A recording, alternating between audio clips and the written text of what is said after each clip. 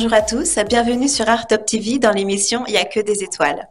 Aujourd'hui, nous recevons Riff Le Tos. Bonjour Riff. Bonjour. Merci d'être venu. Eh ben, merci à vous de m'avoir invité. Merci Artop.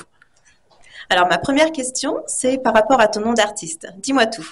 Pourquoi Riff Le Tos? Riff, alors le riff c'est à la base pour le riff de la musique. Ouais. Le tos pour mes origines portugaises, on m'appelait le tos, le portos, donc c'est resté le tos. J'étais Ouais. le seul rappeur portugais et français. Et je mélangeais à l'époque le portugais et le français dans mes textes et donc c'est resté. Ah, muito bem. Et voilà, c'est ça. Você fala português? Un poquito. Alors, comment ça a commencé la musique pour toi? La musique a commencé très tôt dans ma vie, enfin dans ma jeunesse, j'étais j'avais une dizaine d'années. Mhm. Et puis voilà, j'ai toujours été dans un cadre festif. Enfin, la musique faisait partie de nos vies dans un cadre festif, en famille, lors des repas. Mais sinon, voilà, je pourrais même pas te dire exactement comment ça a débuté. Hein. Ça a été comme toute passion, je pense, quelque chose qui m'a attiré et je chantais un peu sur tout ce que j'entendais. Et puis l'envie, après touché par le rap, l'envie d'écrire. Et voilà, je commençais des freestyles sur cassette, sur post-cassette, Sound Oui, Blaster. la belle époque. Voilà, c'est ça. Et donc je collais mon poste à la télé pour avoir des fins de musique sans parole. Oui. Et donc j'écrivais, au départ j'écrivais même pas encore. C'est-à-dire je chantais en freestyle sans forcément avoir de texte. Et puis derrière, après, j'ai commencé à écrire des textes. Et un jour, j'ai été dans un concert de quartier. Mon père m'a amené dans un concert de quartier. Et donc j'ai vu des rappeurs sur scène. Et puis là, je me suis dit, mais en fait, ce que je fais dans ma chambre, c'est ce que je vois sur scène. Oui, Donc ça m'a permis de me projeter. Et cette projection a fait que je suis rentré chez moi et ça m'a fait passer au level supérieur. Donc tu t'es mis au travail. ouais, j'ai eu un objectif. Je me suis dit en fait c'est ça, je veux faire ça de ma vie. Et puis je veux sortir des CD, je veux écrire, je veux chanter, je veux monter sur scène aussi. Et voilà. Vous écoutiez quoi à la maison quand tu étais jeune? Alors on écoutait un peu de tout puisque étant d'origine portugaise, c'est vrai qu'il y avait de la musique portugaise. Mhm. Mais je suis né dans les années 90 et enfin les années 80, mais j'ai grandi dans les années 90 et c'est vrai qu'à cette époque-là, il y avait beaucoup de variétés françaises également. Oui. Euh, les artistes faisaient beaucoup de featuring entre eux aussi. Donc il y avait pas mal d'artistes qui faisaient des titres ensemble. J'ai écouté de tout. Hein, il y avait l'arrivée du rap aussi, du rap américain en France, et puis toute la belle époque du rap français aussi. Oui. Donc j'ai été mêlé entre diverses affluences, que ce soit la musique portugaise, la variété française, le rap français, le rap américain, mais aussi le groove, la soul. Et voilà, même Michael Jackson, Oui, bah puisque oui. Michael Jackson à l'époque, c'était à l'apogée de sa carrière. Oui. Et On ne pouvait pas passer à côté. ouais, et puis voilà, donc c'est vrai qu'il y avait un peu de tout. Hein. Même après, il y a eu du R&B, il y a eu pas mal de voilà, hein, pas mal d'artistes et d'influences musicales qui m'ont bercé tout au long de ma jeunesse et voilà, ce qui m'a amené un petit peu à avoir ce style mélange de rap et de chant aussi. Oui. Voilà, donc je suis pas fermé qu'au rap et voilà, c'est un peu le reflet de tout ce qui m'a nourri en termes d'influence musicale.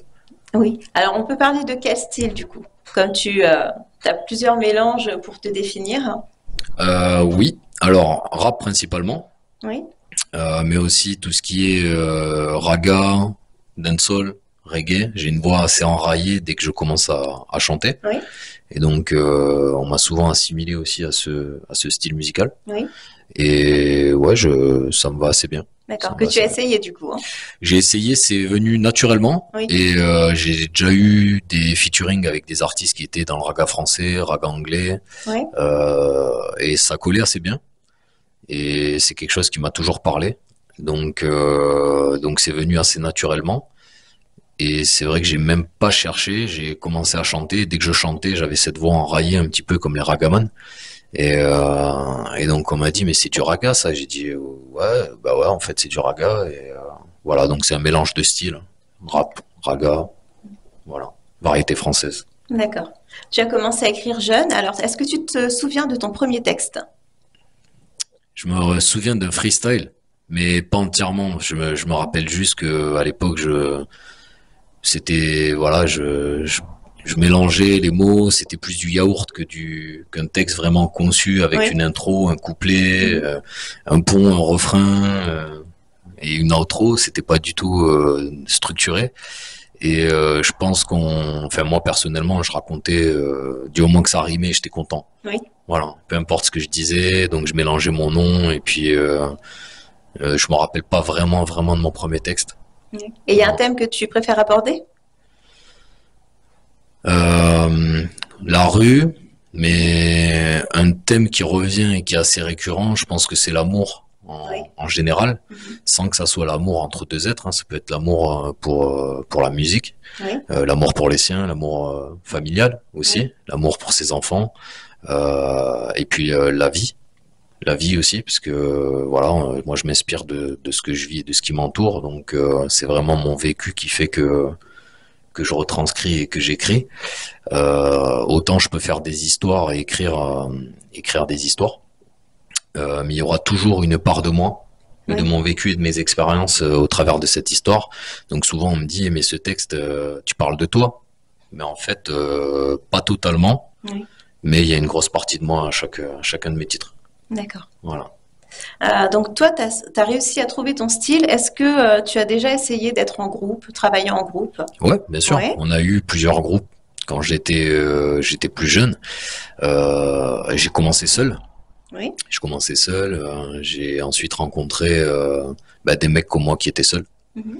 Et la vie, pareil, dans un concours de circonstances, une rencontre, vraiment on va dire le destin, puisque on n'a pas cherché à se rencontrer, on n'est pas rentré en contact pour faire de la musique.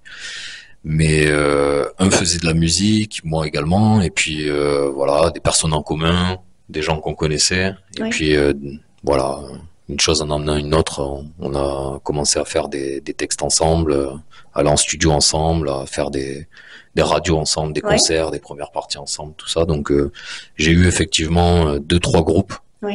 Oui. mais voilà, ça n'a pas forcément tenu, non pas parce qu'on s'entendait plus, mais parce que voilà, des fois il y avait des accidents de la vie qui faisaient que il en manquait un Oui. ou que la personne n'était plus présente, donc on s'est toujours structuré, mais effectivement pendant plusieurs années on était minimum deux. D'accord. Oui. Voilà. D'accord. Des petites choses qu'on peut retrouver peut-être? Sur internet probablement plus, puisque moi à cette époque-là j'avais pas internet. Oui. Voilà, j'avais même enfin, tout juste un téléphone, D'accord. donc pas d'ordinateur, Oui. même dans les années 2000. Hein. Oui. Bah oui, on n'en avait pas tous. Voilà, c'est ça, exactement. Donc je faisais beaucoup de radio, pas mal de premières parties, quelques concerts aussi, beaucoup de featuring. Ensuite, je suis allé en studio et c'est vrai que j'avais pas trop de contenu internet. Je postais, hein, comme Oui. tout le monde, hein, les Skyrock, les Skyblog, les MySpace, l'époque Oui. des Oui. MySpace. Mais aujourd'hui, c'est des sites qui sont plus actifs. Donc après, on a eu l'arrivée de Facebook. Mais il doit y avoir quelques freestyles de moi, peut-être dans des apparts ou dehors dans la rue, je pense, sur Oui. Internet. Hein. Si vous cherchez bien, vous allez trouver. Hein. Il y a quelques casseroles. Hein. Euh, alors toi, tu es un petit peu sur tous les fronts. Hein. Tu n'as pas seulement la casquette d'artiste, tu travailles autour de ton projet également. Ouais. Ah ouais. Je fais un peu tout, enfin un peu tout. Je supervise un peu tout. Mhm. Que ça soit bon bah déjà l'écriture, l'enregistrement, l'investissement, et puis après l'investissement aussi pour les clips, la réalisation des Oui. clips, et puis les déclarations, que ça soit SACEM, SCPP, tout ce qui est administratif aussi. Mhm. Et également la gestion des réseaux. Après, j'ai la chance petit à petit, justement, plus j'avance, plus je sors de projets et de m'entourer. J'ai des gens que je rencontre et des gens qui viennent vers moi pour m'aider, Oui. notamment des gens qui prennent des photos, qui prennent des vidéos dans mes médias, ce qui me permet déjà de m'alléger un petit peu et de m'entourer pour éviter que j'ai à le faire. Et j'espère que ça va aller qu'en s'arrangeant et que de rencontre en rencontre, justement, je vais pouvoir me consacrer entièrement qu'à ma musique, parce que c'est le but je pense pour tout artiste, c'est de chanter, Oui, d'écrire oui. et de chanter. Oui, Et de se c'est vrai concentrer que, oui, exactement. sur le Après, fil. on connaît le quotidien des artistes indépendants, c'est-à-dire que on sait que, voilà, un artiste indépendant, de toute façon, c'est comme ça. Il faut être Oui. prêt, il faut avoir la tête dure et puis les épaules solides parce que sinon, voilà, c'est vous à l'échec et puis la personne va lâcher l'affaire, hein. Oui. Voilà. Alors, comment tu décompresses après tout ça? Sport, Oui. C'est ce que j'ai vu sport. sur les vidéos. Ouais, c'est sport, moi. Mhm. C'est-à-dire, j'essaie d'aller régulièrement faire du sport pour Oui. décompresser et puis entretenir le corps, le mental. C'est Mhm. important, tu vois, le corps et l'esprit. Et puis, c'est une dynamique de vie que j'ai toujours eue, c'est-à-dire que tout gamin, nos parents nous avaient mis au sport. Oui. Euh, et puis on a grandi comme ça, avec un ballon de foot dans les pieds, avec l'état d'esprit de se battre et de se surpasser, de connaître la douleur aussi, Oui. l'effort et franchir les paliers justement et continuer et l'esprit d'équipe aussi. Donc tout sport, je pense, reflète ces valeurs-là. Et j'ai une exclusivité pour vous, c'est que justement, on va tourner un clip qui est un petit peu sur cette thématique Ah, très prochainement, là, justement samedi prochain. oui. Et logiquement, je reviendrai vers vous pour en parler et présenter ce projet. Je suis pas censé en parler, mais voilà, chose faite. D'accord. C'est Ah bah l'exclusivité c'est bien. Artop. D'accord, on attend, on Voilà, attend. voilà. Mais ça sera avec grand plaisir. Quelles difficultés tu as rencontrées pour pouvoir mettre ton projet musical en place? Je pense que ça a été déjà de faire le pas. Donc faire le pas, pour moi, ça a été faire 800 kilomètres, Oui. venir sur Paris, puisque je suis Mhm. d'origine de région toulousaine à la Oui. base, quitter ma famille, m'éloigner de mes proches, de mes amis, Pas facile. changer mes habitudes, c'est-à-dire de fonctionnement et de travail, c'est-à-dire que bien que j'ai des contacts en studio sur Toulouse, il a fallu retrouver des personnes compétentes pour pouvoir enregistrer sur Paris. Oui. Euh, Tant au niveau aussi de la composition, c'est-à-dire il a fallu vraiment, je voulais amener une évolution dans ma musique, et donc il a fallu que j'écrive énormément de textes pour arriver justement à trouver ce style et cette évolution dans mon style, et ensuite que je collabore avec de nouveaux compositeurs. Oui. Voilà, donc et puis on va dire après tout ce qui est aspect financement aussi. Il a fallu travailler Oui. dur, faire beaucoup de sacrifices. Et comme tout projet, je pense, hein, il n'y Oui. a pas que pour la musique, hein. Quand on veut quelque chose, c'est pas du pain béni et ça ne tombe pas tout cru dans l'assiette. Faut se battre pour y arriver. Oui, exactement. Oui. Et puis je pense que voilà, après les choses se sont faites petit à petit, des rencontres et, euh, et puis voilà. Donc je pense que voilà, l'éloignement, la solitude, la privation et on va dire le retour à zéro. Il a fallu tout reconstruire. Donc c'est Oui. vrai que ça a été quelque chose qui n'était pas forcément évident sur le moment, mais aujourd'hui j'en rigole et franchement ça va, je suis bien formé. Oui, tu t'es bien débrouillé. Ouais, voilà, ça va, ça va. Est-ce que tu aurais des conseils à donner à des jeunes qui voudraient suivre un peu ton parcours? Euh, Conseil pour réussir. Oui. Alors moi je suis personne pour donner des conseils en toute humilité, hein. Mais si j'ai une seule chose à conseiller, c'est croyez en vous, n'attendez jamais après les autres pour réaliser vos rêves et vos projets, euh, pas à pas. Faites les choses petit à petit. Euh, Fixez-vous des objectifs aussi petits qu'ils soient et faites en sorte de les réaliser. Étape par étape, les choses vont avancer et quand vous allez vous retourner vers voilà votre parcours, vous allez voir que les choses elles auront bien avancé. Et je pense que c'est le seul conseil que je peux donner, c'est voilà, c'est croyez en vous parce que personne ne le fera à votre place et foncez, faites les choses. Action. Oui. Voilà. Ok. Bah, très bien. Merci pour le conseil. Bah, je t'en prie. Alors, j'ai pu voir du coup ton dernier titre. Parle-nous de ce titre. L'œuf du ghetto. Oui. Ok, yes, I. Alors, l'œuf du ghetto, c'est justement l'arrivée dans le secteur du 93, euh, donc dans le secteur de Romainville, les Lilas, Bagnolet, Montreuil, là où j'ai vécu et là où je vis actuellement encore. depuis mon arrivée à Paris. J'ai été confronté, on va dire, à la vie, on va dire, aux difficultés de tous les habitants de quartier. Donc, la difficulté de trouver un logement, déjà un logement décent Oui. aussi, et puis tout ce qui est aussi nuisance, on va dire les nuisibles, tu vois, tout ce qui est punaise de lit, cafards, rats. Mhm. Euh, mais aussi l'humidité dans les logements, les problèmes d'ascenseur ou ce genre de choses. C'est une réalité, ça. C'est une réalité qui concerne tous les quartiers, puisque moi ici j'ai habité dans plusieurs quartiers. Hein. Oui. Je n'ai pas habité que dans celui-là. J'habite aujourd'hui d'ailleurs dans un autre quartier à 500 mètres, mais c'est un autre quartier. Oui. Et c'est toujours les mêmes problèmes. Oui, hein. les mêmes problèmes. Voilà. Et j'ai eu habité encore dans un quartier avant celui-là, et c'était toujours les mêmes problèmes, et mon entourage également. Et donc c'est vrai que c'était quelque chose que voilà, je voulais retranscrire puisque ça faisait partie de mon environnement. Donc à l'époque, quand je suis arrivé à Paris, j'avais ma mère qui m'écrivait, et qui m'envoyait des courriers aussi.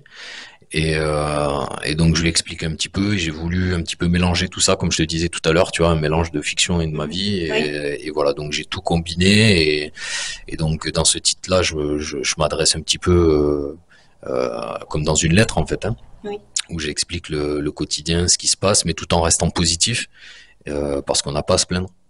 Voilà, dans le fond, on est bien quand même, Oui. hein, faut le dire. Et puis, les médias ont souvent l'habitude de transmettre l'information dans le négatif, en montrant que les points négatifs.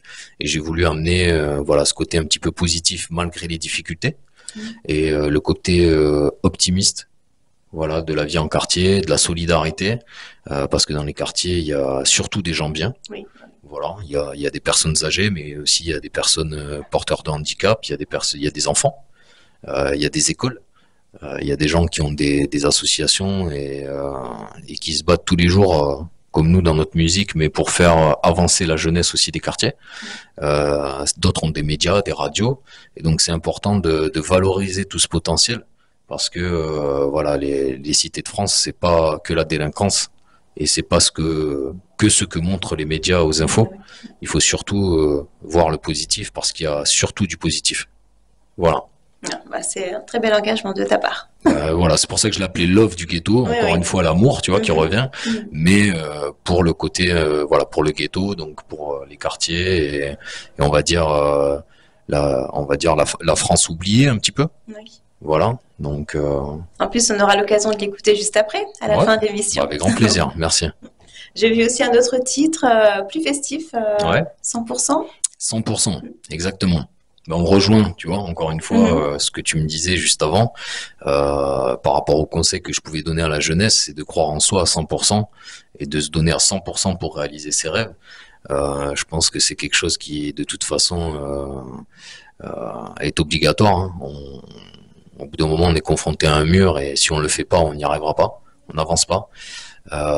Et 100%, oui, c'est un titre assez solaire, que j'ai sorti en février 2024, suite à un passage en janvier 2024 sur la radio Skyrock, Oui. un freestyle par téléphone. Donc Skyrock m'a contacté pour faire un freestyle par téléphone.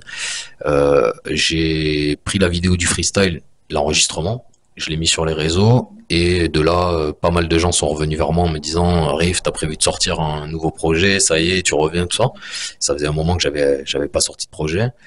C'était pas du tout mon intention, bien que j'avais déjà des centaines de textes, et que j'avais ce projet en moi de vouloir ressortir des sons, et créer des projets.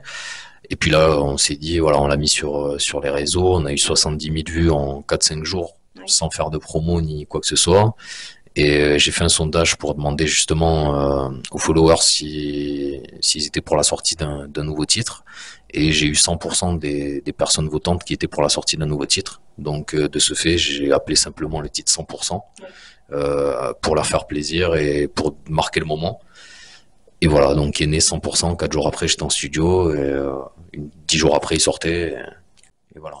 Ouais, c'est top. Ouais. Franchement, 100%, c'est bonne vibes. Je vous conseille tous d'aller écouter 100%, c'est Allez bon. écouter surtout. Voilà, c'est ça, exactement. Est-ce que tu veux nous parler de projets à venir? Alors, Il y a il y a des projets en cours. On a clippé la semaine dernière un nouveau titre. Oui, Donc je peux annoncer en exclusivité chez Artop la sortie d'un nouveau titre oui. le 28 juin. Voilà, donc le titre va s'appeler Madame Pink Lady. Voilà, donc je vous laisserai découvrir. Oui, Et voilà, j'ai que des bons retours et oui, un bon pressentiment sur ce titre. Je sens que voilà, c'est quelque chose qui va plaire. Après, c'est, c'est, c'est l'essentiel. oui, tu reviendras nous en parler. Avec grand plaisir. Alors, bah, écoute, hein, je te remercie pour cette interview. Merci à vous. Moi, j'ai une toute dernière question Avec grand plaisir. pour que les gens te connaissent un peu mieux. Mhm. De quelle couleur sont tes yeux? Ah, mystère, mystère. Mes yeux sont orange. Orange. Orange. Voilà, D'accord. c'est une belle couleur, non? Oui, Voilà, mes yeux sont orange. Ça me permet de voir la nuit. Donc, grâce à ça, je vois la nuit, je vois à travers les murs. oui. Voilà. Et plein d'autres choses. Mais non, non, mes yeux sont verts. Vert? Voilà, vert Voilà. ou marron en fonction du temps. Voilà, mais verts, ouais. D'accord, très bien. Bon, comme ça, on te connaît mieux. Ouais, voilà. Bah, c'est vrai que je porte souvent des lunettes puisque mes lunettes voilà, j'ai toujours porté des lunettes hein, Oui. depuis tout jeune en fait. Mhm. Casquette lunettes, donc je suis resté moi-même et c'est vrai que les lunettes m'ont toujours suivi et c'est quelque chose que je porte assez facilement et j'aime beaucoup les lunettes. Oui, ça donne du style, c'est vrai. Du style et puis même sans ça voilà je pense que chez un homme c'est un accessoire mais ça peut être une sorte de bijou aussi c'est Oui. quelque chose que voilà qui vient habiller et les lunettes les montres aussi donc j'aime beaucoup voilà Ok. Bon, on pourrait se faire une émission basée mode, ce serait top aussi. bah avec grand plaisir après voilà pourquoi pas moi si on m'invite je suis toujours disponible pour Artop il y a aucun problème. Ok, bah super. Bah, écoute, je te remercie d'être venu, Riff. Ben merci à vous de m'avoir invité encore merci et merci pour cette interview. Oui, alors juste après, donc nous allons visionner le clip donc Love du ghetto. Donc merci et à très bientôt sur Airtop TV.